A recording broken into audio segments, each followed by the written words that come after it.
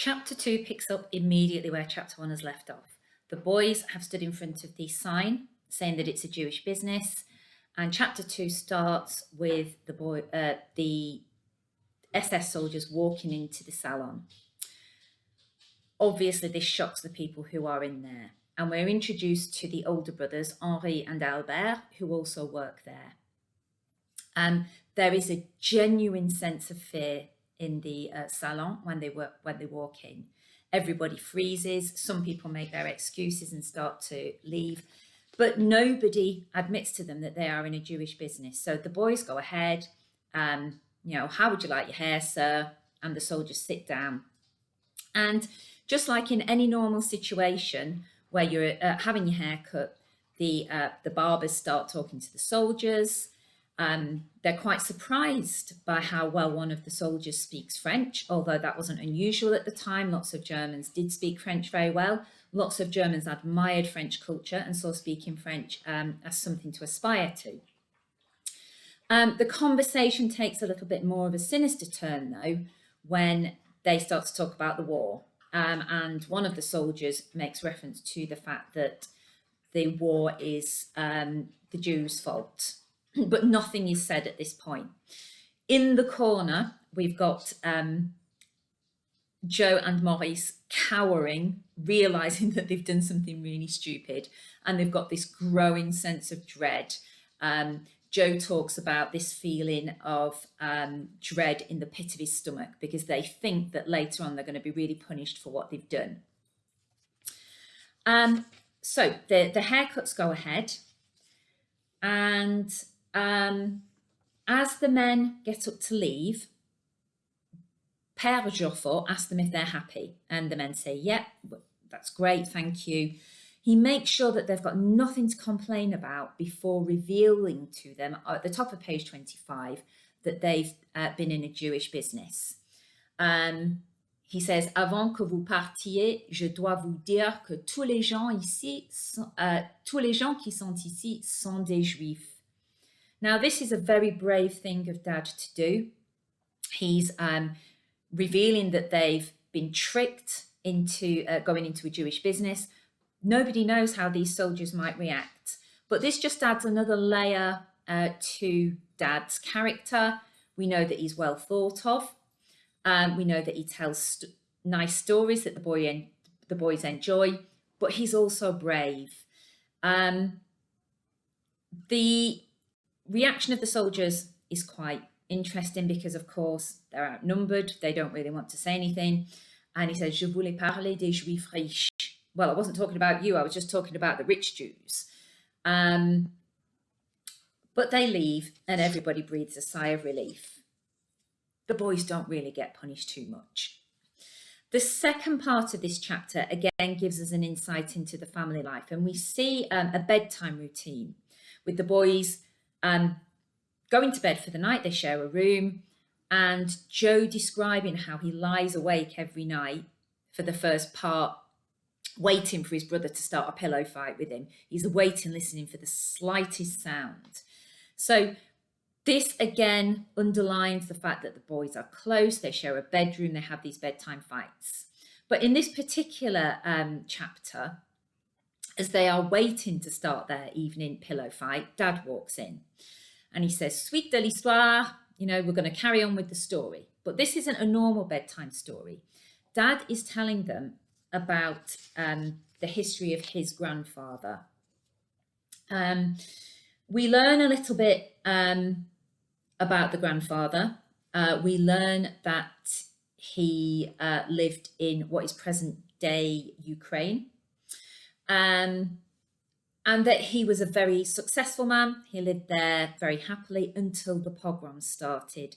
Now, if you haven't come across this term pogroms before, pogroms is a word that is used to describe persecution of Jews, but particularly attacks on Jewish people, attacks on Jewish property, that it's not just an isolated event, but perhaps went on for a period of time, or a whole group was attacked at the same time. We particularly associate it with the attacks on Jewish people that happened in Eastern Europe in the late early 1900s. So we get this description of grandfather Joffo and what he went through, how he tried to fight it, but realised he was outnumbered, and the safest thing for him was to leave and flee. What this does is it's trying to lead us to the conclusion that the pogroms were a part of the ongoing Jewish story. Let's call it that. If you look at the Jewish history, they have been persecuted century after century, not just in Russia, in Britain, in France, in Spain. Over the last 1,000 years, every century there has been incidents where Jews have been forced to flee in countries that they've set themselves up. So this sets the scene for what's about to happen to the boys. They are part of this continuing Jewish history. They understand what happened to their grandfather. They don't yet understand it's about to happen to them. We, the reader, know it is. But it makes us understand that this is part of their identity, unfortunately. Jewish people historically were persecuted, and they are about to suffer the same. One of the questions that's come up in the past on the exam is, do you need to be Jewish to understand this story? Well, you can argue yes or no. Anybody with an ounce of empathy can sympathise with what's happening to the boys, but perhaps you really do need to understand the Jewish history to be able to fully appreciate that this is a continuation of the suffering and the trauma that Jewish people have endured over the past millennia.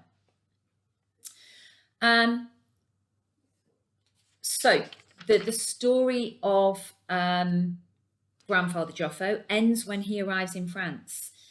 And their father explains to them that his father outlined the fact that the French slogan is liberté, égalité, fraternité, freedom, equality, brotherhood, and that they would always be safe in France.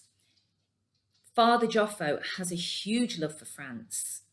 It's not the place where he was born, but it's the place where he feels safe. It's the place where he has sought refuge and been welcomed. And again, that's another strand to this that fits in, that actually all of these Jewish immigrants that were living in France in the 1930s thought that they were safe. They'd been given residency cards. No, they weren't French by birth, but they'd been given French citizenship because they had arrived there, they'd sought refuge. And there were tens of thousands of people who were living in France at this time because France set itself up as a place where people would be safe. Nobody thought that anything bad could happen to them in France. So that's that chapter. We see the bravery of the dad standing up to the officers. We see the reaction of the Jewish community when the soldiers walk in. So we start to understand that actually life was very difficult. It was by that point in Paris, life for Jews was moving towards what it was like in Poland and Germany. But we also see more of the family life. We meet Henri and Albert. We see that they are older brothers, and they actually take on quite a parental role within the family, as they continue to do later. We see the bedtime routine, which underlines the strength of the brothers' relationship. But we learn about the dad's history in particular. He is setting them up for what's about to happen to them, but he is making them understand that this is part of their ongoing history.